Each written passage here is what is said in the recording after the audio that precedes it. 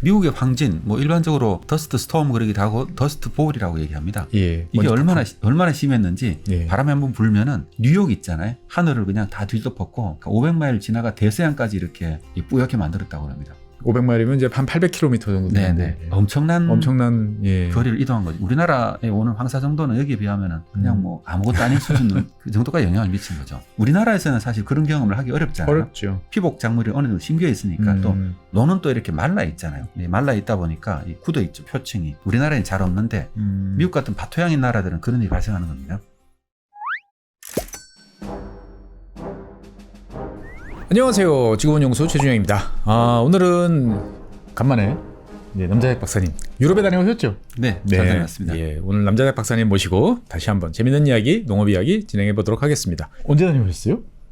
한 달쯤 됐습니다. 한 달쯤. 어느 나라 다녀오셨나요? 독일하고 프랑스하고 프랑스, 오스트리아하고 주로 그 알프스 근처에 있는 좋으셨겠다. 경치가 좋은 농촌. 예, 농촌만 다녀왔어요. 저희가 보통 독일 뭐 이렇게 도시 다들 관광 이렇게 생각하는데 네네. 철저하게 농촌만 다녀오셨군요. 네, 농촌을 지나다 보면 어쩔 수 없이 도시를 지나가야 되니까 네. 그때 도시를 잠깐 들리긴 합니다만은 대체로 이제 주로 오스트리아 티롤이라고 해서 네네. 그 아프리카 뭐죠? 알프스. 예. 제가 단어를 자꾸 카메라 앞에 서서 그런지 예. 자꾸 단어를 자꾸 실수하더라고요. 그 아름다운 티롤. 뭐 정말 산동네지만 너무너무 아름답잖아요. 정말 아름답죠. 예. 근데 안타깝게도 제가 갔을 때 계속 비가 내려가지고 예, 그냥 그쪽에 질퍽질퍽한 땅이 돼 있고. 네네. 그래서 제대로 된 풍경은 좀 못 봤습니다. 그렇지만은 그쪽의 농업은 어떻게 하고 있고, 예. 그다음에 어떤 이렇게 또 농촌을 만들어가고 있는가 이런 거에 대해서 볼 기회가 있었고요. 또 그다음에 독일의 바이에른주는 들려가지고 독일이 그때 고딕 시대의 마지막 곳이었다 그러더라고 바이에른주가요. 근데 굉장히 멋진 고딕 문화 같은 거를 볼 수 있었고 또 그쪽에 있는 마찬가지로 산 쪽에 있는 농업이나 아니면 독일의 교육제도 같은 거 농업 교육제도 이런 걸 보면서 네. 우리나라하고 또 뭐가 다르고 네. 어떻게 발전해가는가 많은 인상을 받았습니다. 뭐 결론부터 딱 한마디로 말하면 우리도 유럽처럼 가능? 불가능? 제가 간 곳이 이제 유럽 중에서도 산악 지역이 있지 않습니까? 예. 한마디로 설명하기 굉장히 어려운 게 우리나라하고 비슷한 점도 많지만은 다른 게 너무 많아서. 다른 게 너무 많아서 쉽지 않을 것 같다. 네. 네. 그럼 오늘은 출장 다녀오신 이야기는 아니죠, 보면? 네, 오늘은 좀 다른 농업 분야의 그 재밌는 얘기들 많잖아요. 네네. 특히 영화 속에 농업이 많이 나오는데. 영화 속의 농업. 예, 영화 속의 농업과 그 배경이 되는 그 변화들에 대해 가지고. 이 남 박사님께서 원래 영화를 좋아하셨나요, 그럼? 제가 영화를 굉장히 좋아합니다. 역시. 특히 농업이 나오는 장면을 좋아합니다. 알겠습니다. 그러면 오늘은 여러분들께서 대부분 다 이제 아마 익숙한 영화일 것 같은데 거기서 나왔던 농업과 관련된 이야기들을 한번 진행해 보도록 하겠습니다. 첫 번째 영화는 그러면 뭘까요? 인터스텔라입니다. 인터스텔라? 그거잖아요. 그러지 하지 마. 책장 뒤에서 보면. 네, SF 영화였죠. SF 영화고. 사실 그 감독은 뭐 이게 2014년에 나온 영화고. 네. 그 우리나라에서는 1,000만 관객이 넘어갔었죠. 그렇습니다. 사실 되게 어려운 영화였는데. 저는 이거 영화가 나올 때 저는 라오스에서 살고 있었거든요. 라오스. 네. 그러니까 한 1년쯤 후에 우리나라에 돌아왔을 때 이 영화를 봤는데 우리나라에 1,000만이 넘었다는 걸 보면서 그때 1년 후에 봤잖아요. 네네. 보면서 이 영화가 어떻게 1,000만이 넘었지 이런 생각이 들 정도로 사실 되게 어려웠어요. 되게 이해하기 어려웠습니다. 예, 어려운 영화였죠. 네네. 이해하기 어려운 영화였고요. 너가 보니까 나도 봐야죠. 네, 맞습니다. 예. 그래서 근데 인터스텔라의 농업 관련한 게 뭐 있었나요? 이거 우주 SF 쪽이었던 것 같은데? 근데 영화의 제일 첫 번째 장면이 나오는 게 있지 첫 장면, 않습니까? 네네네. 제일 첫 번째 장면 옥수수밭이 나오고, 네. 그래서 좀 아름다운 농촌이 나오나 싶었는데, 네. 갑자기 이 야구장에 있을 때 모래 폭풍이죠. 흙먼지들이 막 몰려오면서 네. 농업 얘기가 암울해진 하늘이 막 그렇게. 예. 그래서 농업 생산이 하면서 전 세계가 굶주리고 지구가 멸망하게 될지 모른다. 네. 그때 이제 배경으로 쓰인 장면이었죠. 그렇죠. 네, 이 장면이었습니다. 그래 이게 뭐 그러면서 이제 우주 비행사가 농사꾼이 되어 있고 전 지구적인 환경변화 뭐 때문인지는 안 나온 것 같은데 나왔는지 모르겠어요. 저는 그 환경 변화로 인해 전 세계 식량위기에 빠져 있고 그래서 좀 암울한 좀 미래를 그렇죠. 다들 옥수수에 목을 메고 있는. 네네. 옥수수 하나가 유일하게 남은 작물이었나 이렇게 돼 있었고요. 그래서 병해충도 창궐을 했고 그때 이제 가장 인상적으로 봤던 게 우리가 흙구름이 몰려오는 거. 먼지 폭풍. 우리나라에서는 황사라고 얘기하겠지만 그쪽에서는 이제 더스트 볼이라고 해서 황진이라고 얘기하고 황진. 있죠. 오늘은 그 얘기를 할까요? 오늘은 황진에 관한 네. 먼지 폭풍과 관련된 네네. 이야기. 미국의 황진, 뭐 일반적으로 더스트 스톰 그러기도 하고 더스트 볼이라고 얘기합니다. 예. 더스트 볼이고 이 사진 보시면 이게 실제로 영화에 나왔던 장면이 예. 이 장면하고 이 사진하고 비슷하지 이거는 않습니까? 실제 있었던. 실제 1935년도 텍사스 스트라포드라는 곳에서 이거는 보통 저희가 뭐 이라크 뭐 이런 중동 지역에서 보면은 요즘에 종종 저희가 21세기 보던 모습이랑 비슷한데. 네, 요즘 같아서 상상을 못하죠. 이게 미국이라고요? 미국 1935년 미국 텍사스입니다. 그 영화가 네. 그 상상력에서 만들어낸 게 아니고 네. 현실에 있는 그 장면들을 그대로 따온 거죠. 그러니까 이제 거의 100년 전에 미국에서는 이런 일이 종종 있었다. 이런 이야기인가요, 그러면? 그렇죠. 1930년대 특히 심했죠. 그때 황진 시대라고 네. 이렇게 얘기를 하는데 황진이 발생했던 곳이 주로 텍사스하고 캔사스, 오클라호마, 콜로라도 뭐 뉴멕시코 곡창지대 아닙니까? 이 대표적인. 지금은 곡창지대죠. 근데 여기가 예. 건조지대입니다. 약간 고도가 높은 건조지대거든요. 건조지대라고. 그러니까 여기는 그래 일반적으로 보면은 그 농사를 짓기가 네. 어려운 곳입니다. 농사 짓기가 좋지 않은데. 농사 짓기가 좋지 않은 곳이죠. 네. 비가 부족한 곳이거든요. 네. 그러니까 동쪽은 비가 많이 내리거든요. 미국에서. 그렇죠. 비가 많이 내리는데 대신에 약간 지형도 약간 있고 뭐 토양이 그렇게 좋지는 않고 이쪽은 농사 짓기는 좋은 땅인데 네. 비가 문제인 땅이었습니다. 그래서 여기가 그럼 어떻게 시작됐냐면은 1930년대, 20년대, 30년대부터 일어난 일이 네. 그 내연기관이 보급되면서 가솔린 트랙터가 보급되기 시작했었거든요. 드디어 이제 그 속 끌고 논을 가는 게 아니고 밭을 가는 게 아니고. 그렇죠. 이제. 20년대부터 이제 그 전부터 트랙터가 나왔었는데 네. 이제 그때부터 한 20년대, 30년대부터 가솔린 트랙터가 보급되기 시작했었고 네. 조금씩요. 예. 그랬었고 그 다음에 1920년대, 29년도에 또 경제 대공황이 있었잖아요. 그렇죠. 그때부터 시작이었죠. 네네. 그때 그 전으로 해가지고 그게 있었고 그 다음에 이 트랙터가 보급되고 나니까 그 사람들이 이제 여기다가 밭을 깊게 갈기 시작하는 거죠. 경장의 면적도 넓어지고. 네. 그리고 미국에서는 이제 경제 공황이 있고 이러니까 농지를 넓히려는 정책을 계속 해왔었고요. 인구가 늘어나니까. 예. 그런 일이 있었죠. 그런 일이 있었는데 그러다 보니까 문제가 생긴 것들이 이제 그 뭐라 그럽니까? 그 당시부터 20년대부터 해가지고 30년대 들어와서는 가뭄이 시작된 거죠. 그 대가뭄의 시대라고 얘기를 하고 있거든요. 비도 안 왔는데. 네. 농작물을 더 생산하려고 개간을 더 많이 했고. 개간을 많이 했고. 그리고 그 위에 뿌리가 깊은 보통 잡초라고 초본류들이 쭉 자라고 있었는데 농작물을 재배한다고 이거를 밭을 갈면서 옛날에 제기로 갈 때는 뭐 얼마 못 갈았을 거 아니에요. 그렇죠. 트랙터가 보급되니까 이제 이게 넓어진 거죠. 재배할 수 면적이. 밭을 갈면서 이게 잡초를 다 제거를 해버린 거죠. 예전에는 소가 끓으면 위에 것만 댕강 잘려 나가지만 뿌리는 남아 있으니까 다시 또 올라오고 막 이런 경우도 많았는데. 그렇죠. 이제는 훨씬 깊게 파니까. 깊게 파면서 끌고 나가니까 다 뽑혀버린다. 네, 그리고 우리 생각으로 치면은 밭이 깨끗해진 거죠. 그렇죠. 잡초가 없이. 근데 그 당시만 해도 20년대까지만 하더라도 비가 그래도 한 500mm 정도는 오니까. 연 500mm. 연 500mm 정도 오니까. 근데 여름철에 내리면은 뭐 밀 정도는 재배할 수 있는 땅인 거죠.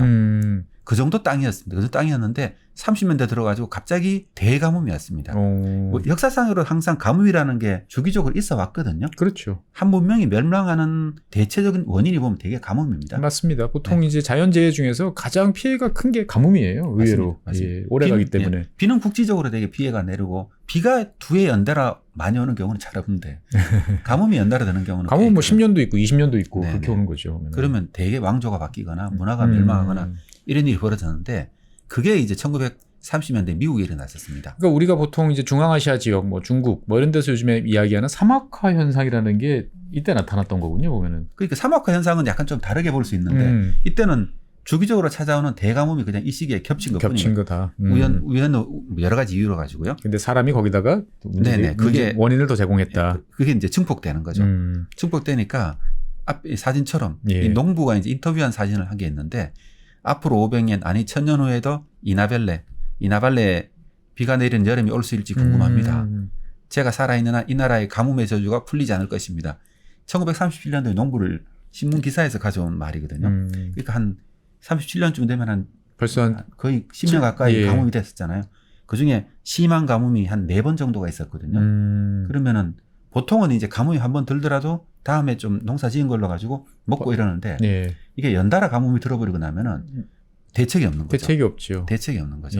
그러면은 살 수가 없어지는 문제가 발생하지 않습니까? 그때가 되면 어쩔 수 없이 사람들이 떠나게 됩니다. 그렇죠. 떠나게 되는데 그 당시에 참상을 이제 기록한 소설이 또 명작이라 등장하는군요. 명작이죠. 존 스타인백이 1939년도에 발표한 분노의 포도라는 작품입니다. 예. 처음에는 이 소설을 발표했을 때 이 캘리포니아로 이주하는 오클라호마 가족들이 캘리포니아 이주한 얘기잖아요. 예. 원래 남의 동네 가면 이게 또 소름 받지 않습니까? 소름 받는 그런 얘기들 해놓으니까 네. 이거를 좀 이렇게 뭐냐면 금소로 지정하기도 하고 예, 여러 가지 또 상당히 또 스토리들이 굉장히 많았다 그러더라고요. 많죠 보면은. 그때 나온 작품이고요. 예. 오늘은 뭐 이거에 대해서 좀 그럼 이게 왜 발생했는가에 대해서 조금 더 살펴보면은 네. 그 1920년도부터 농기계를 공급하고 되고 그 작물가격이 굉장히 낮았습니다. 이렇게 생산량이 좀 늘어나면서요. 네네. 농기계 공급되면 초기 항상 일어나는 일이죠. 생산성이 좋아지니까. 네. 그러면은 농기계 비용을 빚을 내가 농기계를 샀는데 하려면 더 많은 농경지를 또 개간을 해야 되는 그렇죠. 거죠. 뭐 기계를 놀릴 수는 없으니까. 네. 그러면은 농경지가 넓어지는 거죠. 네. 넓어지는 일이 발생하게 되고 근데 1929년에 대공황이 있었고 네. 31년부터 이제 10년 동안에 4번의 대가뭄이고 중간에 작은 가뭄이 또 있었죠. 이런 일이 발생해버리고 나니까 토양이 건조해지고 폭풍이 몰아치는. 예. 바람이 한번 불면 네네. 이제 이게 얼마나 심했는지 네. 바람이 한번 불면은 뉴욕 있잖아요. 동해안이잖아요. 그냥 엄청 멀리 떨어진 거죠. 예. 몇십 킬로 떨어진 뉴욕에까지 하늘을 그냥 다 뒤덮었고 이 우리나라로 치면은 황사가 왔는데 그냥 앞이 안 보이는 황사라 생각하시면 되겠죠. 500마일 그러니까 500마일 지나가 대서양까지 이렇게 뿌옇게 만들었다고 합니다. 500마일이면 이제 한 800km 정도 되는데. 예. 엄청난 예. 거리를 이동한 거죠. 우리나라에 오는 황사 정도는 여기에 비하면은 그냥 뭐 아무것도 아닌 수준 정도가 그 정도가 영향을 미친 거죠. 어떻게 보면 농업 그러면은 이제 단순히 이제 먼지 폭풍이 나서 귀찮다 이 정도가 아니고 이게 농업적으로 봤을 때 보면 상당히 큰 문제일 것 같은데요. 왜냐면 저도 옛날에 학교에서 배울 때 보면 이 표토가 중요하다. 표토가 중요하죠. 예, 위에 있는 이 토양층이 제일 영양소가 많다. 그런데 이게 바람 불면 다 날아갔던 소리잖아요. 네네, 맞습니다. 저도 이제 미국을 차를 끌고 가다가 보면서 운전하다 가는데 미국 많은 땅이 서부 땅이 다 건조하잖아요. 예. 건조한데 대개는 물을 끌어들여 가지고 땅을 적셔가지고 농사를 짓는데 예. 보통 농사 짓기 전에 밭을 한번 갈잖아요. 트랙터가 지나다니면서 도로를 끌고 지나가는데 트랙터가 지나가는 게 막 보이는데 먼지가 이게 흙구름이 일어나잖아요. 예. 이게 고속도로로 딱 올라오니까 도로가 앞에 안 보여요. 앞에 안 보일 정도로. 네, 그리고 갑자기 속도를 줄이면서 모르고 가다가는 큰일 나겠다 싶더라고요. 우리나라에서는 사실 그런 경험을 하기 어렵잖아요. 어렵죠. 항상 비가 많이 내리는 어느 정도는 동네고 내리는 나라인데. 항상 피복 작물이 어느 정도 심겨 있으니까 또 논은 또 이렇게 말라 있잖아요. 그렇죠. 네, 말라 있다 보니까 굳어 있죠. 표층이. 우리나라엔 잘 없는데 미국 같은 밭토양인 나라들은 그런 일이 발생하는 겁니다. 그래서 1935년도에 처음으로 이걸 AP 통신의 로버트 가이거 기자가 더스트 볼이라는 용어를 썼고 그래서 이게 37년도 그때부터는 막 구호를 시작했을 거 아닙니까? 예, 농민들한테 대해서 본격적인 이제 지원. 네, 그런 걸 했는데 37년도의 통계를 보면은 그레이트 플레인이라고 그 지역을 얘기합니다. 예, 대평원 지역. 네, 21%가 고도생이고 심한 지역은 거의 90%가 거의 뭐 다 망했다는 얘기죠. 어떤 지역은. 그러니까 제일 식량을 많이 생산하는 지역 사람들이 오히려 이제 배급되는 식량을 먹고 이제 버텨야 되는 상황이 된 거죠. 그런 일이 발생한 거죠. 예. 1940년도부터는 강우가 비가 다시 내리면서 좋아지게 됐고 2차 대전이 또 경제 상황을 호전시키고 미국에 그렇죠.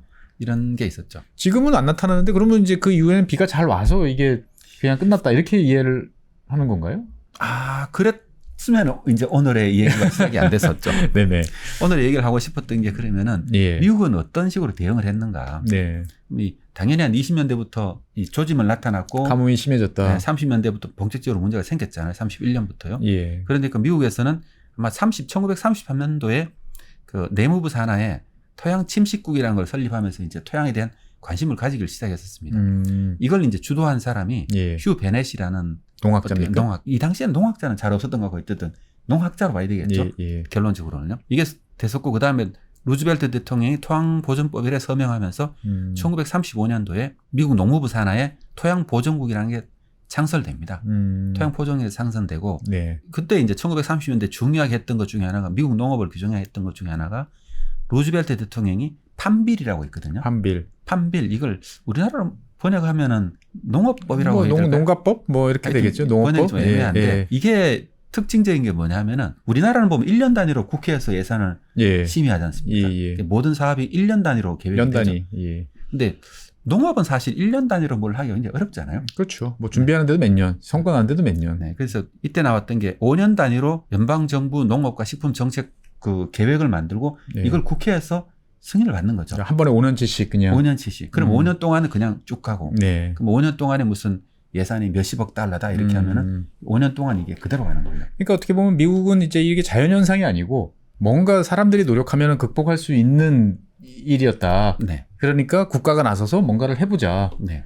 어떻게 보면 되게 진취적인 그 뭐라고 그래야 되나 이 위기 상황에 맞닥뜨리는 그 모습이 되게 좀 특징적이다 이런 생각도 좀 드네요 보니까. 저도 그렇게 생각이 들었습니다. 보면서 아 이게 위기를 이 황진이라는 어떻게 보면 국가적 위기 상태였지 않습니까? 예. 국가적 위기 상태를 보면서 USDA 산하 이제 토양 보존국이 만들어지고 판빌이라는 굉장히 법 체계도 새롭게 만들면서 사실 이게 미국 농업에 굉장히 근간을 이루게 됐거든요. 그러면 이게 5년 단위로 농업 정책을 꾸준하게 해나가는 방식이죠. 예. 이게 장관이 바뀌든 뭐 정권이 바뀌든 상관없이 의회에서 한번 정해놓으면은 예. 5년 단위로 쭉 진행되고 그 5년 단위로 평가를 해서 다시 예산을 승인을 하고 다시 가고.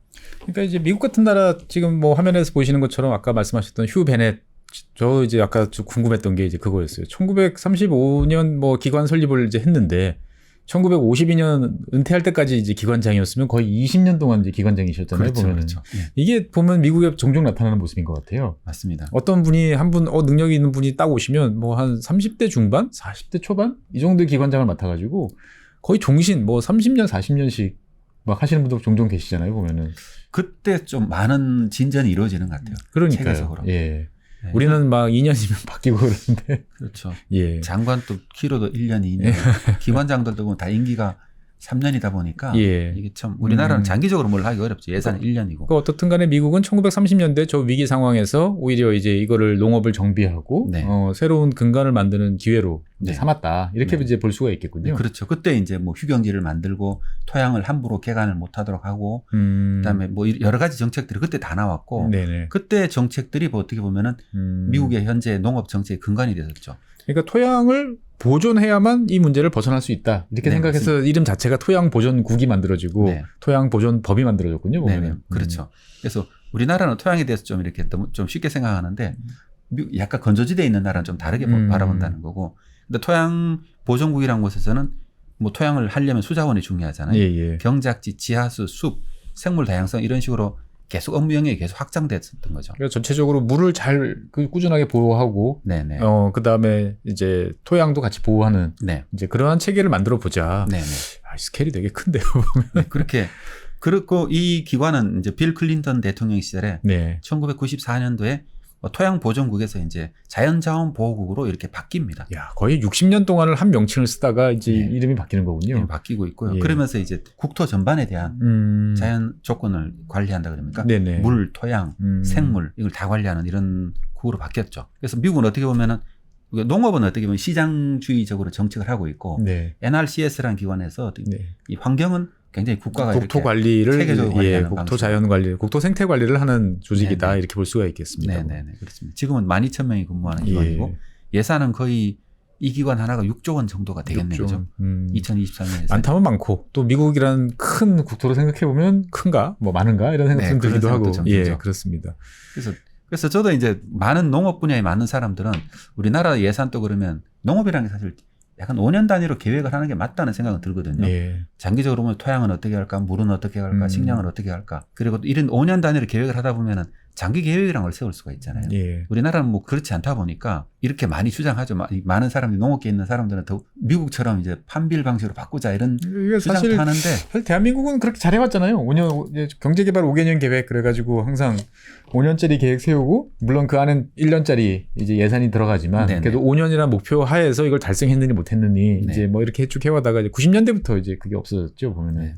근데 지금도 우리나라 농업 정책이나 많은 정책들은 5년 단위 계획을 다 세우게 되어 있는데 법에다가는 사실 그게 세우긴 하지만은 별로 지키는 그러니까 뭐 노력하는 것 같지는 우리나라 않더라고요. 요즘 법에도 유행이 있는데 요즘 법들을 보면 다 계획을 세우도록 돼 있어요. 네. 그래가지고 이제 장기 계획 세우고 뭐 연간 계획도 세우고 실행 계획도 세우고 그러는데 그거 보다 보면 자꾸 그런 생각이 들어요. 야, 이 계획만 세우다가 일을 언제 하지? 이런 생각도 들고 네. 우리 방학 시간표 계획 세우는 것 같다 이런 생각도 종종 들고 의욕을 차서 계획은 세우지만 실행할 때쯤 되면 아유 귀찮아.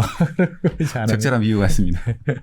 그래서 판빌은 지금까지도 계속 유지되는 거죠 보면. 지금까지 계속되고 있고 네. 2019년도에서 2023년도까지 예산이 535조 원이라고 합니다. 그럼 1년에 이제 한 100조 원씩 쓰는 100조 거예요. 원. 예. 미국 농업 예산에 이제 판빌에 할당된 예산이 있고 예. 나머지 또 이제 농무부 산하에 여러 가지 또 따로 예산들이 있고, 또 있죠. 보면. 예, 그거는 연간 단위로 있는 것들이 있고요.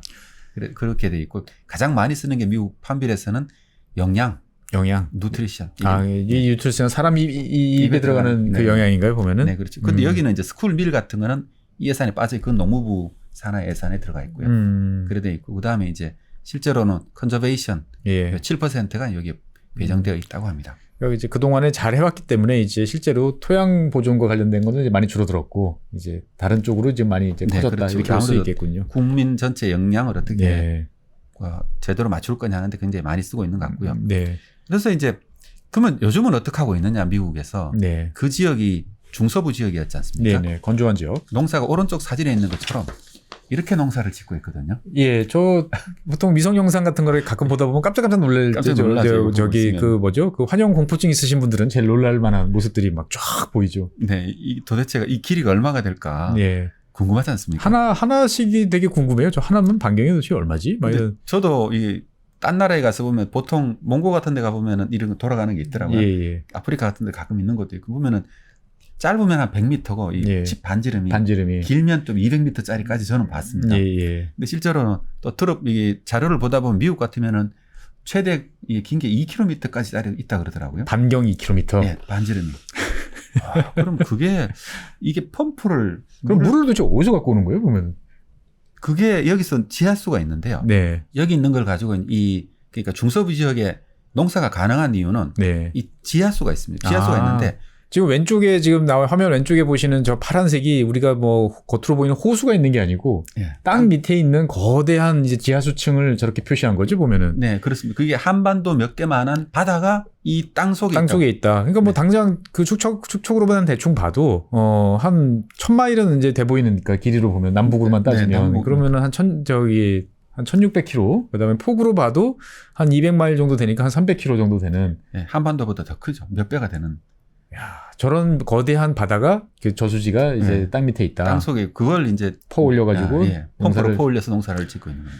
보통은 많은 나라들이 저렇게 하다가 이제 문제가 생기지 않습니까? 뭐 토양 건조화라든지 염화라든지 뭐 이렇게 농사 짓는 곳이 반건조지대에서 대부분 다 이렇게 농사를 짓고 있거든요. 그렇죠. 뭐 사우디아라비아도 이렇게 농사 짓고 그래서 있고. 한때 이제 뭐 네. 세계적인 밀 수출국이 되기도 했었죠. 네네. 사우디아라비아에서 또 대추야자를 통계를 보다 보니까 예. 이집트 다음으로 많이 생산하더라고요. 그걸 또 수출을 하고. 수출도 하고. 그래서 사우디아라비아도 농산물을 수출하는 정책을 쓰고 있는데 네네. 이런 식의 땅 속에 물을 파올리는 거죠. 그러니까 어떻게 보면 건조지대에서 농업이라는 건 기본적으로 땅 속에서 뭔가 물이 있어야 네. 퍼올려서 네. 그걸로 농사를 짓는다. 네. 근데 요 중간 사진을 보고 있으면 네. 지하수가 들어가는 건 천천히 들어갈 거니까 그렇죠. 이 노란색으로 되어 있는 것은 물이 줄고 있는 것이고 줄고 있는 곳이고. 예, 파란색은 좀 늘고 있는 늘고 것이고 있는 곳이고. 전반적으로 다 이렇게 어... 지하수가 줄어들면서 좋지 않은 증상을 나타내고 있는 거죠. 전 세계적으로 봤을 때 참 지하수가 다 낮아지고 있죠, 보면. 네네네. 네, 이게 이제 현재 나타나는 증상들이고 예. 그래서 요즘은 그러면 또 이제 먼지가 나면 안 되잖아요. 예. 그래서 나오는 농법이 이제 피복식물이라고 그러죠. 항상 우리나라는 논에 이게 먼지가 많이는 안 나죠. 논이 이렇게 클레이, 점토가 이렇게 위에 덮여 있어서 딱딱해지니까 예, 보면 바람이 많이 불더라도 먼지가 예. 잘 날리지는 않거든요. 예. 또 그루터기도 남아 있고. 미국 같은 나라는 바토양은 완전히 다르다는 말씀드렸잖아요. 네네. 그랬듯이 미국 같으면 이제 피복식물이라고 합니다. 카버크롭이라고 그러는데 네. 이걸 심자가 그러니까 밭을 나대지로 두지 말자는 거 하거나 아, 그럼 일부러 심는 거예요, 보면은? 네, 일부러 심기도 하는 거죠. 아, 그러니까 다 걷어들이고 난 다음에 네네. 뭔가를 다시 또 뿌려가지고 하거나 다음 농사 전까지 네네. 너희들이 좀 붙잡고 있어라. 그렇게 하기도 하고 예. 그다음에 휴경지를 두기도 하고. 휴경지. 예. 그래서 예. 그 휴경지를 얼마나 관리하느냐. 여기에 이제 보조금을 주고 하는 게 아까 말씀드렸던 요즘 NRCS죠. 지금은 환경보전국에서 하는 중요한 일 중에 하나고요. 예. 또 하나는 이제 이게 무경운 농법이라고 그러죠. 무경운. 옛날에는 트랙터로 밭을 먼저 뒤집었잖아요. 그걸요. 예. 그 원래 농사를 지을 때 당연히 첫 번째 하는 게 그거지 않습니까, 보면? 당연히 그런데 예. 이제 요즘 미국에 나오는 농법 중에 하나는 그대로 두고 있잖아요. 예. 거기다 구멍만 뚫어가지고 심습니다. 이거 이걸 되나요? 노틸 농법이라고 하거든요. 예. 무경운 농법. 이게 또 왜 좋은가 하면은 항상 뿌리들이 있잖아요. 예. 풀들이. 그러면 뿌리를 해치지 않는 거죠. 해치지 않고 이게 심는데 네. 그걸 이제 한 90년대, 한 80, 90년대 계속 해온 것 같아요. 이 농법을 해와가지고 요즘은 이게 그 탄소 저장 농법이라고 얘기를 하거든요. 카본 시퀘스트레이션을 해가지고. 예, 뭐 그런 면에서 봤을 때는 이해는 돼요. 이걸 네네. 이제 갈아엎으면 분명히 이제 네네. 여기서 안에 있던 탄소들이 다시 이렇게 들썩거리면서 분해돼 예. 버리는데 가만히 두면 토양이 그냥 있을 가만히 거잖아요. 근데 그렇게 되면 계속 위에가 딱딱해져가지고 이게 농사가 안 될 것 같다는 생각이 드는데 안 그런 모양이죠 보면. 네, 지금은 그러니까 약간 영향은 있던 것 같은데 예. 그걸 방지하기 위해서 굉장히 많은 노력을 해온 거죠. 그래서 지금은 수량을 비슷하게 하고 있다 그러기도 하고 네. 수량이 좀 줄어드는 대신에 환경적 이점이 커지고 그러니까 소출은 좀 줄어들어도 네네. 환경적으로 어드밴티지가 크기 네. 때문에 그렇게 간다. 그리고 그 다음에 또 이 탄소 중립이라는 문제 때문에 네. 이걸 민간 인증 회사에서 이걸 탄소를 얼마나만큼 저장했는지 인증해 주거든요. 농지에 대해서도. 그럼 예. 이걸 가지고 이제 자발적 탄소 시장에 판매를 해가지고 부가 수익이 또 나오니까 농민 입장에서는 크게 손해는 아닌 예. 그런 상황이 되고 있습니다. 이게 우리나라에서 적용 가능한가요? 그러면? 근데 이게 그러니까 미국의 이런 중소부지 때는 그건 이해가 되잖아요. 반건조 왜 지대니까. 그러는지. 우리나라에서 그런 노력들이 없는 건 아닌데 예. 사실 우리나라 벼농사는 무경운 농법으로 시도를 하고 있는 게 있는데 예. 그 일반적으로 아직 일반화되지는 어렵고요. 예. 그 다음에 우리나라가 그럼 이런 농법이 가능한 건 초지가 있는 곳이잖아요. 네네. 그 우리나라 초지가 사실 한 3만 헥타르 정도밖에 안 되거든요. 뭐 대관령에 조금 있고 예, 그다음에 예. 제주도에 대부분 조금 있고 이런 정도니까 사실 뭐 우리나라에서 바로 적용할 수 있는 것은 많지 적용하기는 않습니다. 쉽지 않다. 근데 어떻든 간에 미국은 요즘에 이제 이 토양 보존, 탈탄소 뭐 이런 거 겸해가지고 네. 이제 경운 없이 하는 쪽으로 이제 가고 있다. 네, 이런 것이 많이 늘어났다. 네. 이렇게 하면 될 것 같고요. 알겠습니다. 그래서 이제 기왕 지하수 얘기했으니까 예. 그럼 전 세계적으로 그러면 이제 그 지하수가 대수층이라고 그러는. 대수층이라고 그러죠. 예. 이게 37개가 있다고 얘기를 하고 있거든요. 거대한 대수층이. 거대한 예. 땅속의 바다라고 이렇게 표현하면 좋겠죠. 지도를 보시면 우리가 보통 흔히 말하는 건조한 지역에 다 대수층이 몰려 있는 것 같아요. 뭐 사하라 사막 밑에, 네. 중앙아시아 지역에, 네. 미국의 중서부 지역, 네. 뭐 저기 남미의 팜파스, 뭐 이제 이런 지역. 예. 예. 사우디도 보면 이거 보면 사우디가 왜 농사 그나마 짓고 있는지. 오, 사우디가 어마어마한데요, 보면. 네. 근데 안타깝게도 사우디는 많이 말라가고 있죠. 음. 약간 색깔이 빨간색에 가까울 수도. 제일 빨간 쪽이 지금 보면은 인도하고 인도 북부죠. 방글라데시에 인도 있는 북부죠. 그쪽 네, 지역인 것 같고요. 네네. 그리고 미국도 보면은 텍사스 쪽은 약간 좀 말라가는 것 같고 중간은 좀 괜찮은 것 같고요. 저게 파란색이 초록색이 저기 청색이 짙으면 덜 말라가는 겁니까? 아니면 더 오히려 쌓여가는 거죠. 오히려 이제 축척이 되는 네, 쌓여가는 것이고 색깔이 빨갈수록 이제 이 줄어드는 속도가 좀 빠른 것이고. 그러니까 충전이 되고 있는 지역도 있고 예, 방전되고 있는 것이고. 방전되고 있는 지역도 있는데 전 세계적으로 봤을 때는 방전되는 지역이 훨씬 많다. 네. 그리고 호주 같은 이런 데서는 사실 큰 상관이 없잖아요. 예. 아마존 같은 데도 그럴 거고 뭐 지하수 크게 쓰지 않을 거니까. 예. 근데 대부분은 많은 사람이 살고 있는 것이 이제 반건조지대인데 네네. 이런 곳이 많이 말라가고 있죠. 말라가고 있다. 근데 여기 보면은 여기 빨간 데 보면 캘리포니아주. 요건 좀 한번 다루고요. 예. 유럽에 보면 우크라이나하고 이쪽 보면 좀 이렇게 말라가고 이렇게 보이잖아요. 이런 걸 보면서 피터 자이안의 책에서 보면은 예. 왜 그럼 우크라이나나 러시아 쪽이 식량 생산이 줄어들 거냐 하는 하나의 배경으로 쓰이기도 합니다. 지하수. 네. 국제적인 또 지정학과 또 지하수 또 이렇게까지 네. 연결이 되는데 네. 어떻든 간에 전 세계적으로 봤을 때 이제 농사의 기본이 되는 지하수들은 많이 말라가고 있다. 네. 어떤 여러 가지 요인에 의해서. 네. 그러면 이제 앞으로 21세기에는 먼지 폭풍을 볼 일이 점점 많아질 가능성도 배제할 수 없다. 네, 이런 것 때문에도 장기적으로 봤을 때는 네. 뭐 식량을 생산하려면 계속 지하수를 퍼서야 되는데 그게 이제 언제까지 계속 가능할 건지에 대해서 예. 의구심이 많이 나오고 있고요. 그러고 이제 좀 캘리포니아 쪽에 우리가 관심이 많을 것 같아가지고. 얼마 전에 홍수 났잖아요.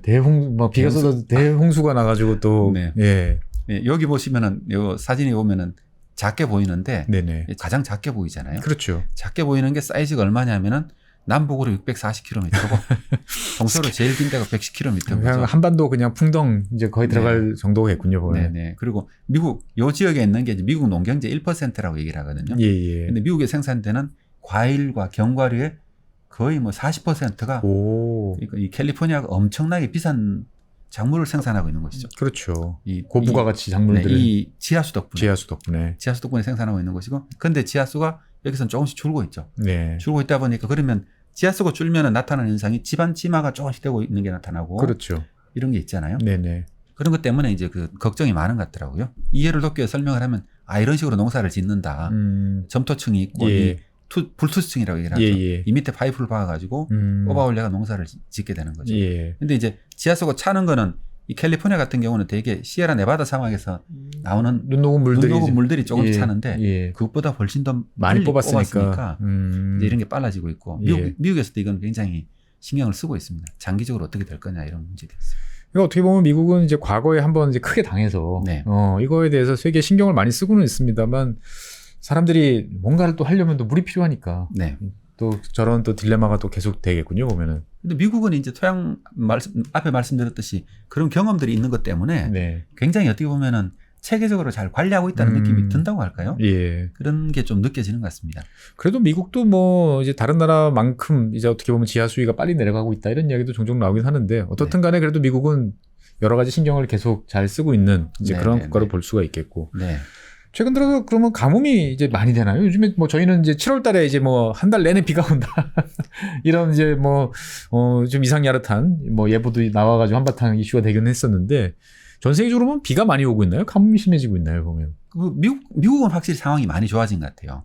이게 가뭄 지도를 한 개 들고 와봤는데요. 네네. 예를 들면은 작년까지만 하더라도 미국 중서부에 가뭄이 엄청 심했잖아요. 그렇죠. 뭐 1000년 만에 최악이다. 네네. 이런 얘기가 많이 들었는데 보면 전반적으로 가뭄이 거의 미국은 사라졌네요. 보면. 해소돼가는 게 예. 보이고 있는 것 같고 이게 올해 4월 4월 평균 지도입니다. 예. 5월 지도는 아직 안 나왔더라고요. 예. 3월까지만 해도 조금 있었는데 4월 들어가서 비가 많이 내리고 있고 아이고야 남미를 보니까 아르헨티나가 요즘에 왜 힘든지 아주 여실히 네. 드러나네요 보니까. 캐나다도 보면은 산불 소식 많이 들리고 네네. 있죠. 불을 못 끄고 있다는 소식 들리고 있는데 이 북부지방 이제 동쪽으로 보면 많이 가물고 있죠. 보면. 야 미국은 역시 복받은 땅에 앉아 있나 이런 생각도 좀 예. 듭니다 보면. 그렇습니다. 남미가 굉장히 장기적으로 봤을 때 남미가 굉장히 힘들어진다고 얘기를 하고 있거든요.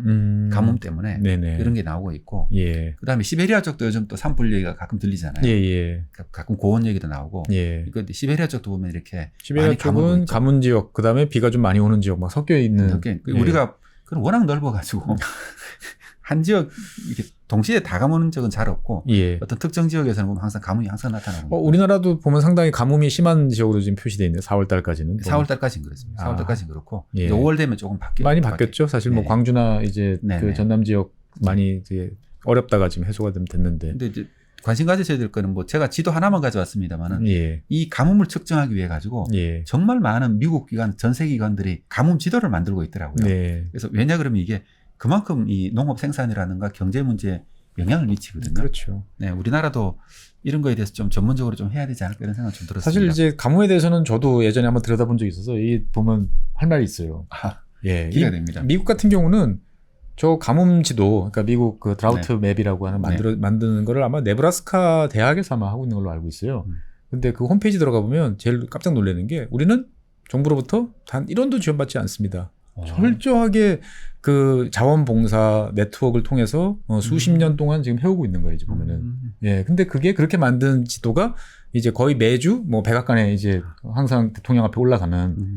그 어떻게 보면 미국이란 나라가 돈이 많으니까 돈을 여기저기 막 쓰면서 그걸 다 할 것 같은데 우리 같으면 만약에 이런 기관을 이런 걸 해야겠다 그러면 뭐 원래 있던 기관에다 예산을 더 줘서 사람을 뽑아서 이걸 해. 이렇게 할 것 같은데 미국은 그런 걸 없더라고요. 그래서 정말 그거 보고 깜짝 놀랐던 기억이 납니다. 그게 미국의 힘이 아닐까. 예. 이게 정부 기관들하고 민간 기관들하고 경쟁을 한다 그럽니까? 그렇죠. 경쟁이기도 하고 정책과 전략을 경쟁하는. 협력이기도 네. 하고 그러니까 꼭 필요한 건데 이거를 뭐 정부 돈을 넣어 그냥 우리가 알아서 일주일에 한 번씩 데이터 보내면 되지. 네. 이런 마인드로 그냥 하더라고요, 보니까. 자, 그러면 이제 먼지 폭풍과 관련된 인터스텔라. 인터스텔라 다시 한번 봐야 될 것 같은데. 그러면 이제 다음 영화는 어딘가요, 그러면? 요즘은 조금 더 제가 좀 SF 영화를 좋아하거든요. 전혀 스타일하고 평소 전공하고는 다른. 제가 SF에 대해서 굉장히 좋아합니다. 네. 그러시구나. 네, 요번에는 그래서 스타트랙 디스커버리 시리즈가 있었잖아요. 예. 그 시리즈하고 그다음에 아바타 두 개를 스타트랙 가지고 아바타 농업 나왔나? 한번 어떤 내용이 들어있는지 한번 기억도 잘 안 나는데. 네네. 스타트랙은 사실 여러 시리즈가 있었거든요. 그렇죠. 가장 최근에 나온 시리즈가 이제 2017년에 나온 디스커버리 시리즈인데 옛날 스타트랙에 비해 가지고는 우주선이 컴퓨터 그래픽이 워낙 좋아지니까 예. 뭡니까? 세련되졌죠. 세련되졌습니다. 근데 뭐 좀 너무 상상력을 초월해가지고 옛날 맛이 좀 안 난다 이런 불만도 좀 있으신 것 같은데. 이게 그리고 또 너무 이렇게 파격적이라 그럽니까? 예. 평행 우주도 나오고 뭐 이런. 그렇죠. 그래서 도저히 따라가기 힘들 정도로 굉장히 많이 바뀌었던데. 그래도 그 소장님은 다 보셨던 모양이에요. 시즌 4까지. 건너뛰지 않고 열심히 역시 쳐다보고 있습니다. 취미생활. 네. 근데 이제 그 스타트랙에서 나오는 거 보면 항상 우주를 다루다 보면은 우주가 항상 제일 큰 문제가 너무나 광대한 지역을 너무 크다는 거잖아요. 예. 너무 크다는 거라 가지고 우리가 인간이 지금 태양에도 못 벗어났잖아요. 이제 뭐 보이저는 벗어났나요? 인류가 이제 벗어났다. 뭐 네. 이제 이야기를 하죠. 50년 동안 열심히 네, 달려가지고. 네, 네. 예. 그래서 항상 스타트렉 시리즈를 보면은 그걸 하다 보니까 뭐 스타게이트 같은 데는서는 게이트를 만들어서 거기를 딱 지나가면 예. 엉뚱한 세계 딱 들어가 있고. 그렇죠. 워프하고 맨날. 네. 그 우리가 어떤 공간을 어떻게 이동할 건가 항상 문제가 됐었잖아요. 네. 근데 보통 우리가 일반적으로 공간을 이동할 때 뭐 임펄스 엔진으로 스타트rek에 나오는 예. 보통 이 로켓하고 비슷한 예. 엔진이고요. 그다음에 워프 드라이브라고 해서 예. 아인슈타인의 일반 상대성 이론에 따르면 빛보다 빠를 수가 없잖아요. 예. 근데 우주는 광년으로도 너무 머니까 예. 빛보다 빠를 수는 없고 그리고 수십 광년, 수백 광년, 수천 광년을 이동해야 되는데 네. 이게 불가능하지 않습니까? 예. 그러니까 이걸 가지고 뭐 냉동 수면 같은 걸 도입하기도 하고 그렇죠. 이런 것들을 하잖아요. 스타트rek에서는 도입한 게 워프 드라이브라는 걸 도입했잖아요. 그렇죠. 워프 뭐 드라이브. SF 영화 우주에 나오면 항상 이제 워프가 워프 드라이브죠. 예, 많이 나오죠. 요거에 대해서 나중에 조금 설명을 하고요. 네. 그다음에 이제 이번 스타트렉 시리즈가 나오면서 네. 디스커버리 시리즈에서는 포자 드라이브라는 게 등장했거든요.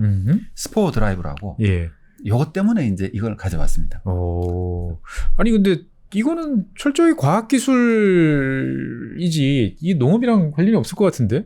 보시죠. 어떻게 예. 하겠는가.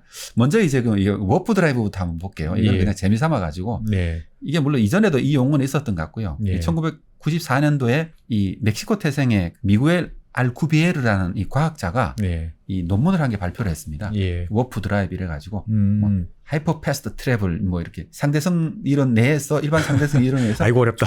이런 얘기. 이게 뭐냐 그러면은 네. 이분이 어쨌든 우리가 이런 개념들이 있었잖아요. 예. 예를 들면은 일본 만화에서 우주전함 야마토 같은 데서 예. 있었고 워프 예. 드라이브 있었잖아요. 예. 근데 이걸 이론적으로 처음으로 이제 어떻게 했냐면 아, 공간을 압축하는 개념을 한 거죠. 네네. 그래서 앞쪽에 있는 공간을 압축을 시키고 네. 뒤쪽에 있는 공간을 팽창을 시켜가지고 뭔가 말이 되는 것 같긴 한데. 풍선처럼 생각하면 되는 거죠. 예. 그러면은 공간을 압축시키면 예를 들어 100광년의 거리를 가지고 쭉 줄여가지고 이걸 가지고 예. 한 뭐 몇 시간짜리 거리를 만들 수도 있잖아요. 네. 그럼 다시 그다음에 다시 피면. 그렇죠. 이게 예. 근데 가능한지는 모르겠습니다만은 그때 이게 어떻게 가능할 거냐 하는 음의 질량, 음의 에너지가 존재하면 수학적으로는 가능하다. 뭐 이런 그러니까 이제 사실 우리가 지금 살고 있는 우주가 이제 이랬던 적은 있어요. 뭐 이론 물리학 하시는 분들 이야기 들으면 도대체 우리가 지금 어떤 우주에 살고 있냐 그러면은 이게 계산을 막 하다 보면 납득이 안 되는 모순 상황이 생기는 거죠. 네. 예. 우주는 지금 이렇게 큰데 어떻게 우주에 거의 오는 에너지나 이런 것들은 비슷하냐 그 온도가. 네. 그러면 이게 빛의 속도보다 더 빠르게 정보가 왔다 갔다 하지 않으면 이게 안 된다. 네. 그래서 그거를 모순을 돌파하기 위해서 나왔던 게 이제 제 기억으로는 이제 인플레이션 우주론. 아하. 예, 초반에는 이게 빛보다 빨리 움직이는 건 없는데 그 빛이라는 건 공간 내에서 네네. 움직이는 건데 공간 자체가 더 빠르게 네네네. 가기 때문에 그게 가능했다. 뭐 이렇게 이야기를 하는데 이걸 또 이론으로도 증명하신 분이 계시군요. 어쨌거나. 어쨌든 그래서 근데 이게 뭐냐 그럼 이것도 한계가 있잖아요. 예. 예를 들면 압축을 해봐야 얼마를 압축하겠어요? 그렇죠. 뭐 수백, 수천 뭐 겨우 현재 뭐 170억 광년이라고 그러는데 그쪽까지 가려고 그러면 안 된다. 택도 없죠. 예. 택도 없으니까 예. 새로운 게 뭐가 필요했잖아요. 예. 뭐 이게 스타게이트 같은 이상한 거 도입하지 않는다 하면은 예. 그렇게 등장한 게 이제 포자 드라이브입니다. 포자라는 건 곰팡이. 곰팡이 포자죠. 예, 예. 스포 드라이브라고 해가지고 예. 그래서 이거를 펑걸 스포 네트워크라고 얘기를 하는데 이게 컨셉이 뭐냐면은 우주 전체에 곰팡이가 다 퍼져 있고 그 곰팡이 사이를 뭐 이게 빠르게 이동하는 그런 네트워크가 존재한다고 상상을 한 거죠. 그럼 뭐 이게 가능하지 않냐를 오늘 논하는 게 아니고 네네. 오늘 저는 농업이지 않습니까? 네네. 그럼 이게 왜 이게 도입됐는가? 예. 스타트렉 디스커버리 시리즈에 이걸 얘기하는 게 오늘의 목적입니다. 아, 그냥 뜬금없이 나온 게 아니다. 네, 그러는 게 아니죠. 이 오. 상상력이라는 것도 뭔가 근거가 있어야 되잖아요. 예, 예. 그럼 그 근거가 농업이다? 한번 보시죠. 예. 왼쪽 사진이 곰팡이 균사체의 사진이거든요. 예. 오른쪽이 이제 고속도로 인터체인지의 사진이고. 예. 그러면 과학자들이 하다 보니까 예를 들어서 미생물을 배양을 하잖아요. 네. 미생물이라는 게 이 박테리아라고 하는 거 있잖아요. 예, 예. 세균. 우리가 지금 뭐 세균이라고 부르는 그게 크기가 1마이크로미터거든요. 1마이크로미터. 그럼 만약에 이제 1마이크로미터의 박테리아가 예. 이 핸드폰 하나의 크기를 이동하려면 얼마의 시간이 걸릴까? 뭐 계산해보면 나오긴 하겠습니다. 많이 걸릴 것 같아요. 엄청 걸릴 것 같죠. 그렇죠. 수개월은 걸릴 것 같아요. 예. 대충 잡아도 그죠? 근데 얘들이 보니까 어느 날 갑자기 보니까 여기 있던 미생물이 여기 증식을 하다가 번식을 해서 이쪽에 있는 거예요. 불과 뭐 며칠 지나지도 않았는데 예. 이게 어떻게 가능하냐? 이게 얘들이 아. 날아다니냐 뭐냐 하냐. 이런 생각을 했을 거 아닙니까? 갑자기 생각보다 훨씬 빨리 저쪽으로 가서 너무 빠르게 마치 워프한 것처럼 가 있는 예. 거죠. 오, 실제로 그런 일이 벌어지는 모양이군요, 보면은. 벌어졌죠. 그래서 과학자들이 이게 무슨 일 때문인가 생각하다 보니까 예. 여기가 곰팡이가 같이 있는 거예요. 그러면 얘가 곰팡이 때문에 그렇게 생각할 거 아닙니까? 네. 그러면 이제 이 흙을 완전히 이렇게 살균을 해버리고 그 다음에 이제 곰팡이가 아예 다 없애버린다. 없애고 미생물을 하니까 예. 안 번져요. 예. 고자에 곰팡이가 있으니까 갑자기 와 있죠. 그래 되면은 곰팡이가 그러면 박테리아를 업어 나르나? 그런 생각을 했을 거죠. 예. 그럼 곰팡이가 무슨 역할을 했을까? 예. 그래서 그러면 곰팡이가 박테리아들이 다니는 고속도로 역할을 했겠구나. 어? 말이 될 것 같기도 한데 말이 되죠. 예, 신기한데 보면. 근데 제가 이제 그 영국에 있을 때 한번 세미나에 한번 한 적이 있었거든요. 예. 저도 그때 한 과학자가 와서 발표를 하더라고요. 그때 충격을 굉장히 많이 받았던 게 이분이 발표를 할 때 프레젠테이션 기술이죠. 곰팡이는 고속도로를 이용합니다 하면서 예. 그럼 곰팡이 세계에도 톨게이트가 있고 곰팡이 세계에도 인터체인지가 있습니다 하면서 오. 이걸 사진을 두 개를 계속 이어서 탁탁탁 보여주는데 예. 이게 마치 한편의 쇼를 보는 것 같다 그럽니까? 되게 궁금한데 그러면 실제로 그러면 박테리아가 곰팡이가 만든 고속도로를 타고 다닌다. 이건 과학적 사실인가요, 그러면? 과학적 사실입니다. 과학적 사실이고 예. 심지어는 통행료도 지급한다고 합니다. 에잉? 공짜 아니에요? 톨게이트가 있는 거죠.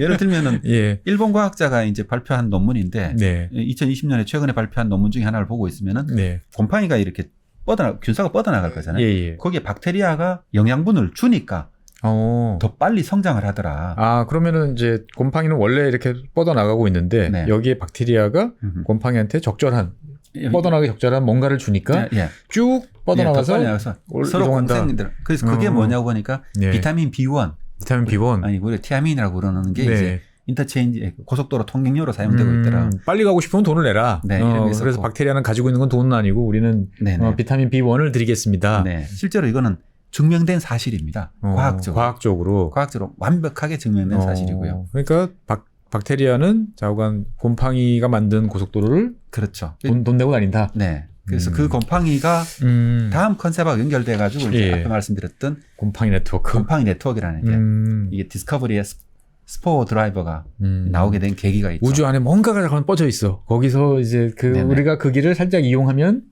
우리도 편승해서 갈 수 있어. 네. 예. 그때 요걸 얘기를 하면서 이제 아바타하고 같이 하면 좋을 것 같아요. 아바타에도 곰팡이 나왔나? 한번 보시죠. 예. 아바타가 이제 이것도 마찬가지로 1,300만 명이 관람을 했었잖아요. 예, 아바타야 한때 정말 폭풍 휩쓸었죠. 그리고 다 평판 플랫 TV 이제 팔 때 보면 다 하나씩 껴주기도 하고. 네, 지금 예. 아바타 2가 나왔죠. 그렇죠? 예. 근데 여기에 가장 중심이 되는 게 영원의 나무라는 게 나오잖아요.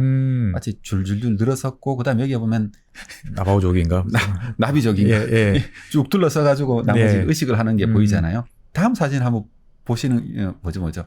이 느낌이, 이거 보시면은 나무 주위로 이렇게 곰팡이들이 쭉 둘러싸고 있는 게 보이죠, 이렇게요. 그렇죠. 네, 이런 것처럼 이런 게 전혀 엉뚱하게 들어선 게 아니다. 엉뚱하게 들어선 게 아니고 뭔가 이제 과학적인 자연 현상적인 것들을 상징화한 것이다. 그걸 이렇게 끌어온 거죠. 과학적 발견들을 영화에 끌어왔는데 제가 깜짝 놀란 건 뭐냐면은 이런 과학적 발견들이 보면 과학자들도 사실 이걸 연구하는 사람만 알지. 네. 그 다른 분야에 대해서 전혀 모르거든요. 모르죠. 근데 어떻게 영화하는 사람들이 이걸 끌어가지고 다른 분야에 있는 과학자들보다 먼저 영화하는 사람들이 이런 개념들을 갖다 쓰는 거죠.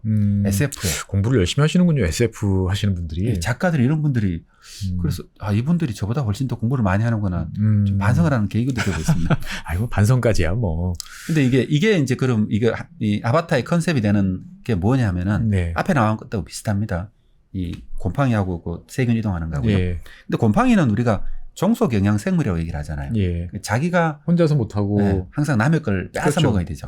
빼앗아 먹어야 되고 그 대신에 이제 뭘 주는 거죠. 그래서 사실 곰팡이가 땅 속에 곰팡이가 쫙 펼쳐져 있거든요. 펼쳐져 있으면은 곰팡이 당연히 뭘 분해하고 하면서 자기 먹기도 하고 또 식물한테 도움을 주죠. 뿌리하고 공생을 하면서 뿌리는 사실 이게 못 움직이잖아요. 잔뿌리가 나 있지만 그게 또 얼마나 되겠습니까? 면적이. 그렇죠. 그거 가지고 영양분을 끌어들이나 물을 빨아들여 가지고는 식물이 사는 게 어렵죠. 그러니까 곰팡이가 같이 얽혀가지고 물과 영양분을 같이 이렇게 끌어주니까 이 곰팡이 네트워크에 어떻게 보면 식물이 의존한다고 볼 수 있죠. 그러니까 우리는 토양 그리고 식물 뭐 이렇게 끝 이렇게 이야기하는데 실제로는 거기 보면은 어마어마한 곰팡이들이 그 안에 자리 잡고 있어야 공생하고 있다. 네. 물론 수경 재배를 할 때는 이런 게 필요 없지만은 영양분을 바로 공급하잖아요. 근데 토양이라는 거는 그렇지가 않잖아요. 양분 그렇죠. 녹아나는 것도 뭔가 정해져 이온화 있고. 시켜가지고 거기서 이걸 하나씩 네네. 하나씩 받아와야 되니까. 네, 뿌리가 그 모든 걸 다 할 수가 없어요. 할 수는 무작정 없다. 뻗을 수도 없고. 그러니까 그걸 곰팡이의 도움 없이는 사실 식물이 살기가 어렵다고 보는 게 맞습니다. 못 살지는 않는데 살기 어려운 예, 거죠. 예. 근데 이 곰팡이들이 나오는 게 뭐였냐면은 또 연구자들이 많은 연구를 하다 보니까 한쪽 풀에 네. 예를 들면 세균이 만약에 응애 같은 게 딱 발생을 했어요. 나무를 나무. 해치는 이제 네, 해충이 네네. 발생했다. 그러면 방어물질을 낼 거 아닙니까? 예. 근데 응애가 공격한 나무는 방어물질 내는 게 당연할 거고. 예. 근데 건너편 나무도 보니까 방어물질 내고 있더라는 거예요. 네네. 그런 현상들이 종종 관찰이 돼요. 그게 왜 그럴까? 음. 이런 고민을 또 과학자들은 했을 거 아닙니까? 예, 예. 그럼 옛날에는 그럼 알레로파스 이래가지고 이 화학물질을 가진 이 예, 예. 커뮤니케이션 이런 얘기도 있었고. 그거 아니었나요? 근데 그거라고 생각을 했었는데 그게 아니고 그 네트워크를 누가 해주냐면은 예. 곰팡이가 전달한다는 얘기를 하죠. 오. 그래서 이 곰팡이가 나무들 나무 사이에 뿌리를 연결해 있고 예. 그러면 여기서 나오는 어떤 화학적 신호를 신호가 땅으로 이쪽 나무에 전달한다. 위로 가는 게 아니고 네. 이게 보통 이제 아프리카 대추원이나 이런 데서도 이제 초식 동물들이 이제 막 풀을 뜯어먹기 시작하면 네. 처음에 먹을 때 첫 번째 먹을 때 괜찮은데 그 다음서부터는 맛이 갑자기 쓴맛이 나가지고 애들이 더 이상 안 먹고 뭐 가는 경우들이 종종 발견이 돼서 어떻게 이게 이제 이렇게 이 떨어져 있는데 네. 시그널이 가느냐. 네.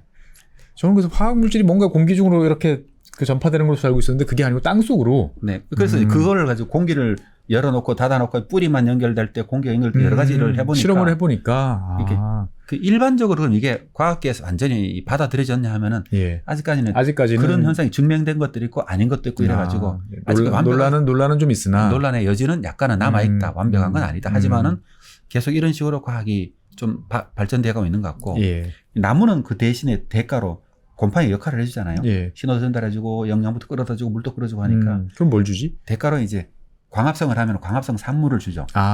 당을 이제, 주는데 거의 나무가 생산한 최대 20%까지 곰팡이를 준답니다. 그러니까 이제 결국은 우리가 모르는 거대한 공생 시스템들이 자리를 잡고 있다. 땅 속에 거대한 네트워크가 이렇게 마련되어 있다고 보면 되는 거죠. 네네. 그래서 이제 이걸 가지고 예. 땅 속에 이 식물들 사이에 곰팡이가 신호를 중계해 주니까 예. 이걸 가지고 우드 와이드 웹이라는 월드 와이드 웹이 아니고 우드 와이드 웹. 땅 네. 속에도 뭔가 이제 인터넷이 있다. SNS가 존재한다. 네. 근데 이게 어떻게 보면은 네. 아바타로 채용이 됐었죠. 이런 컨셉 아까 말씀하셨던 처음 보여주셨던 이제 그런 것들이 여기서 그렇죠. 나왔다. 그리고 이런 네트워크를 따라 가지고 공간 이동을 하는 게 앞에 말씀드린 스타트렉 디스커버리에서 채용됐던 개념이었고요. 이렇게 생각하면 되게 무섭다. 한 나무가 갑자기 누군가 이렇게 딱 커팅을 하면 네. 그게 고통이 전해질 수도 있다는 거잖아요. 지금. 그럴 수도 있다는 얘기죠. 근데 과학이 어디까지 갈지 모르겠지만은 예. 아직까지는 가설 단계에 머무르는 것도 많고 논란 여지도 많지만은 네. 어떤 것들은 한두 개씩 증명돼 가면서 조금씩 이제 어떻게 보면은 뭐 새를 넣고 있다 이렇게 보시면 되겠습니다. 그러니까 숲속에 가다 보면은 약간 이제 습한 지역 가 보면 막 그 버섯 네. 버섯이 곰팡이잖아요, 이제 보면. 네네. 걔네들이 쫙 있으면 얘네들은 그냥 기생해 있다. 우리가 이렇게 보는데 그게 아니다. 아니죠. 밥값을 하고 있다, 얘네도. 네네. 물론 기생하는 녀석도 당연히 있죠. 뭐 예를 들어 한 연구에 따르면 이 식물은 인산을 공급받아야 인이 있어야 되잖아요. 그렇죠. NPK, P. 예. P. 인이 있어야 되는데 인의 특징은 뭐냐 하면은 이게 철분이나 아니면 알루미늄이 잘 결합해 버리거든요. 예. 불용화된다 그래서 식물이 바로 이용을 못 합니다. 못하게 돼. 이온 상태로 있질 않거든요. 예. 그러면은 누군가 녹여내야 돼요. 그래서 그때는 식물이 예를 들면 우리가 옛날엔 유기산을 뿜어내기도 하고 뿌리에서 용해를 시켜서 흡수하기도 하고 예. 근데 그 역할을 곰팡이가 해주고 있다. 오. 그래서 식물이 흡수하는 80% 정도의 인이 예. 곰팡이로 인해 가지고 공급되는 거다. 뭐 최대. 뭔가 말이 되는 것 같은데. 말이 되는 거죠. 20% 정도 당을 주고 식물이 생산한 것 중에. 네네. 그래서 자기들이 또 인을 끌어오는데 네네. 그게 전체 뿌리가 하는 것보다 훨씬 더 많은 걸로 곰팡이한테 의존을 하고 있다. 그리고 곰팡이는 또 토양 유기물의 가장 많은 부분을 차지하는 것 중에도 하나기도 하고. 뭐 원체 양이 많을 네네. 테니까. 그러죠. 그다음에 또 이런 협회도 하나 만들어졌어요. 언더그라운드 네트워크. 예. 땅속의 네트워크를 보호하는 협회. 뭔가 지하 통신망. 스펀이라고 하는데요. 예. 이것까지 만들어졌고, 그러니까 근권균이라고 얘기를 하거든요. 근권균. 곰팡이 중에서도 그럼 예. 식물 뿌리하고 같이 공생을 하면서 뿌리 근자하고 이제 같이 있는. 예, 마이크로리잘 이렇게 펀자이라고 얘기를 하는데, 예. 그래서 이제 이 근권균 네트워크 협회에서는 그러니까 꽤 많은 독지가라 그럽니까? 기업가들이 예. 이쪽 이 네트워크에 지원을 해가지고 예. 이 네트워크에 있는 민간 단체죠. 전 세계 이 샘플을 10,000점을 채취해가지고 예. DNA 분석하는 기술이 있잖아요. 예. NGS라고 얘기하는 예. 그걸 이용해서 미생물 프로파일을 분석을 한 거죠. 예. 그래서 그러면 이게 어떤 식으로 그런 미생물들이 비슷한 이 곰팡이 세계가 분포하고 있는가. 네네. 그래서 곰팡이 핫스팟이라 그럽니다. 곰팡이가 많이 분포하고 있는 것들을 예. 이렇게 그림을 그려내가지고 오. 우리가 이 지구를 어떻게 건전하게 유지하려면 어떻게 땅속의 곰팡이를 잘 유지하는 게 중요하다. 이런 식으로까지 발전을 했고요. 그럼 저 지도에서 그러면 많은 곳은 어디로 저 예, 색깔이 밝은 색깔이 나온 것들입니다. 밝은 색깔, 노란색으로 표시되어 있는. 네네네. 이런 컨셉들이 그럼 들어보시면은 예. 아바타에서 나오는 그것과 어떤, 비슷한 개념으로 예. 발전했다고 볼수 있죠. 성스러운 지역, 뭔가 네네. 영혼의 그런 지역. 식으로 이렇게 예. 발전했다고 볼 수 있죠. 야, 이제 산 속에 보통 가다 보면은 있는 버섯들 이제 잘 뭔가 유심 좀 봐야 될 것 같은데요. 보면. 네, 그래서 그렇게 보다 보면 이제 나무에 나오는 송이버섯이나 여러 버섯이 단순하게 안 보이죠.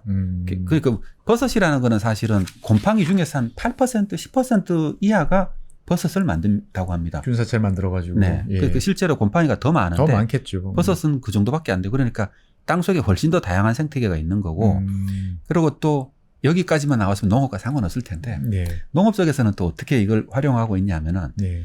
농업이라는 걸 친환경적으로 하려고 그러면 농약을 안 쓰고 비료를 적게 쓰고 하려고 그러면은 결과적으로는 자연의 이런 그러니까 서로 공생하는 메커니즘을 어떻게 활용할 거냐가 굉장히 중요해지잖아요. 예, 예. 그래서 요즘은 어떻게 예를 들면은 이 미생물을 이용해 가지고 병해충을 방지한다든가 그다음에 토양에 미생물이 만약에 생태계가 풍부하면은 잘 저항하고 양분을 더 잘 흡수할 수 있겠죠. 그렇죠. 비료를 별로 칠 필요가 없어지는. 예, 영양제. 네, 그걸 가지고 이제 우리가 미생물 비료라고 얘기를 하는데요.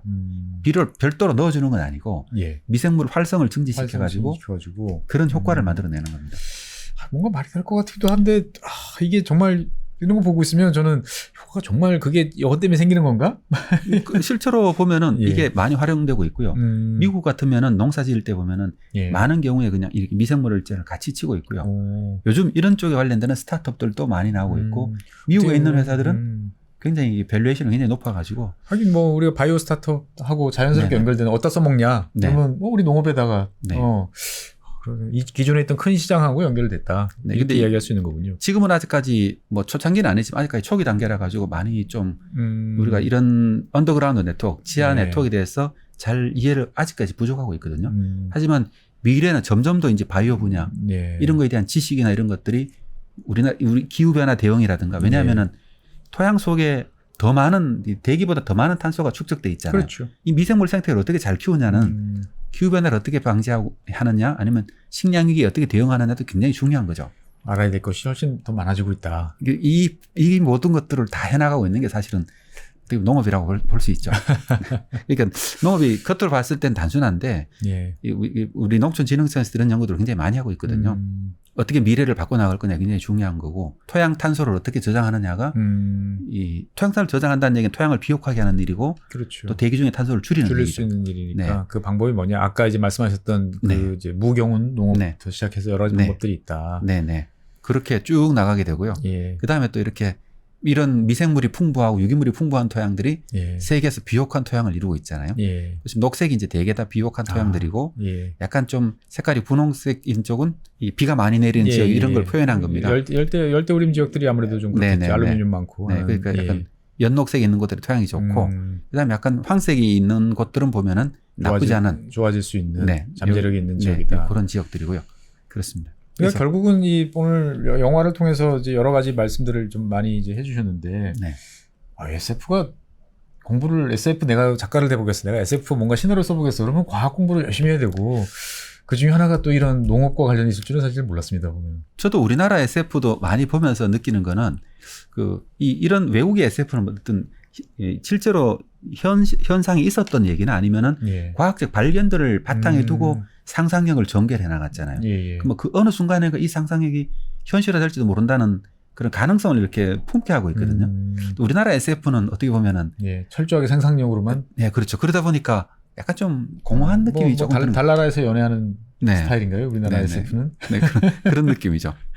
그래서 이제 인터스텔라의 어떤 마지막 문장 중에 하나인데 예. 우리는 답을 찾을 것이다. 늘 그랬듯이. 여기에는 이제 농업이 큰 기여를 할 것이다. 네, 이렇게 그렇습니다. 정리를 할 수 있겠습니다. 네, 오늘은 이제 전혀 정말 상상도 못했던 영화, 그 중에서도 주로 SF 영화와 이제 농업과의 관련성에 대해서 말씀을 많이 해주셨습니다. 세상이 다 연결돼 있다 이런 생각도 많이 들고 다른 한편에 오늘 최대의 소득은 우리 남수장님께서 또 SF의 또 취향이 또 되게 독특하시다 라는 것을 알게 된 것 같습니다. 네, 장시간 재밌는 이야기 해주셔서 되게 감사하고요. 다음번에 또 다른 이야기로 모시도록 하겠습니다. 네, 함께해 주신 여러분 대단히 감사하고요. 남수장님도 수고하셨습니다. 네, 고맙습니다. 복잡하고 어렵게 느껴지는 재무제표와 용어들, 친절한 투자 멘토 사경인 마스터가 매주 새로운 콘텐츠로 알기 쉽게 설명해드립니다. 재무제표 분석과 포트폴리오 구성, 뭐 양대 재무제표라고 그러면 대차대조표랑 손익계산서가 있거든요.